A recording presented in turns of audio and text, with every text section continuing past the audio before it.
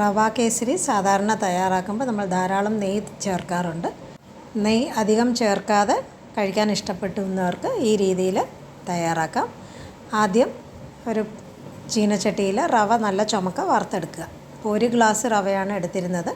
നന്നായിട്ട് ചുമന്ന് വറന്ന് വരുമ്പം അതിലേക്ക് 3.5 ഗ്ലാസ് തിളപ്പിച്ച വെള്ളം വേണം ചേർക്കാനായിട്ട്.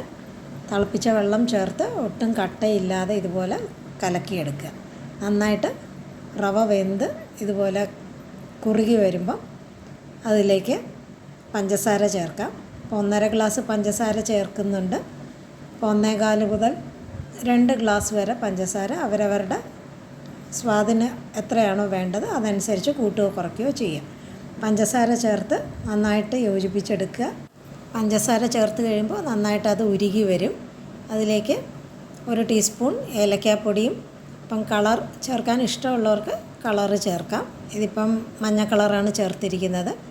ഓറഞ്ച് കളർ ഇഷ്ടമുള്ളവർക്ക് അത് ചേർക്കാം. അല്ല കളർ വേണ്ടാന്നുള്ളവർക്ക് കളറില്ലാതെ തന്നെ തയ്യാറാക്കുക.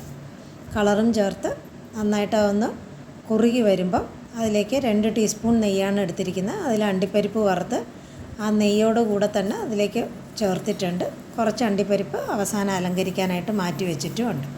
ആ 2 ടീസ്പൂൺ നെയ്യ് മാത്രമേ ഇതിലേക്ക് ചേർത്തിട്ടുള്ളൂ. നെയ്യും കൂടെ ചേർത്ത് നന്നായിട്ട് അത് ചുരുണ്ട് ചട്ടിയിൽ നിന്നും വിട്ട് വരുന്ന ആ രീതി വരെ നന്നായിട്ടൊന്ന് വേവിച്ചെടുക്കുക. ഒരു ബോൾ പോലെ ഉരുണ്ട് വരും.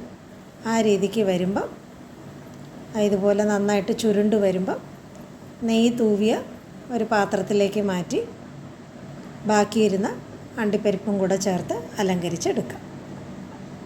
ഇതുപോലെ നെയ്യ് അധികം ചേർത്ത് കഴിക്കാൻ ഇഷ്ടമില്ലാത്തവർക്ക് ഈ രീതിയിൽ നമുക്ക് വളരെ പെട്ടെന്ന് തന്നെ കേസരി തയ്യാറാക്കിയെടുക്കാം.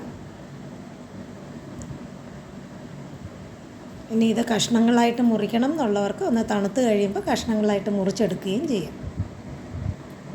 ബാക്കി മാറ്റി വെച്ചിരുന്ന അണ്ടിപ്പരിപ്പ് വെച്ച് അലങ്കരിക്കുകയും ചെയ്യാം. ഈ രീതിയിൽ കേസരി തയ്യാറാക്കി നോക്കുക.